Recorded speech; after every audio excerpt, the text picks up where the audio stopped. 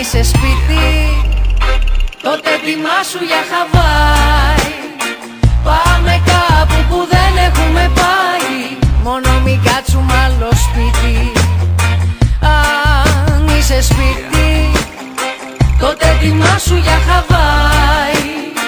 Πάμε κάπου που δεν έχουμε πάει, μόνο μην μείνουμε άλλο σπίτι. Τρέξιμο, λογαριασμοί και δουλειά, άγχος, ακρίβεια, χρέη, δανεικά.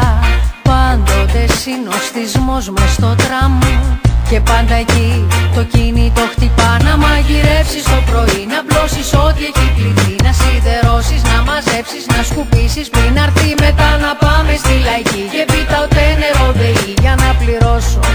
Give me a break.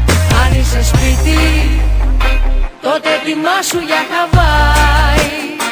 Πάμε κάπου που δεν έχουμε πάει, μόνο μην κάτσουμε άλλο σπίτι. Αν είσαι σπίτι, τότε ετοιμάσου για Χαβάη. Πάμε κάπου που δεν έχουμε πάει, μόνο μην μείνουμε άλλο σπίτι. Θέλω βόλτες, ταξίδια, γλυκά, φαγητά, να ξαπλώσουμε μπρούμετα στην αμμουδιά. Θέλω στην παραλία να ανάψω φωτιά, κολυμπιορών στα ριχά ή στα βαθιά.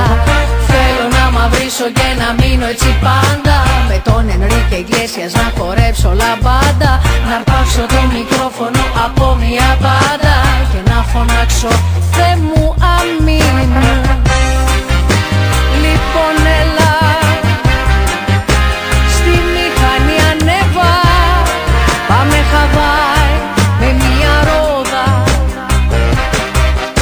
Πήρα θαλάσσιο στρώμα, 2-3 μαγιό ακόμα, μπρατσάκια και πετσέτες μ' ωραίο χρώμα. Άμα θες έχω και βατραχοπέδιλα ακόμα, με 30 δίκτυ προστασίας, κρέμα για το σώμα. Δεν ξέρω ακριβώς τι άλλο θα πρέπει να πάρω, αφού έμεινα μάδια τσέπη. Σταματώ και στην τράπεζα να δω αν έχει λεφτά, μα ξέχασα το πιν.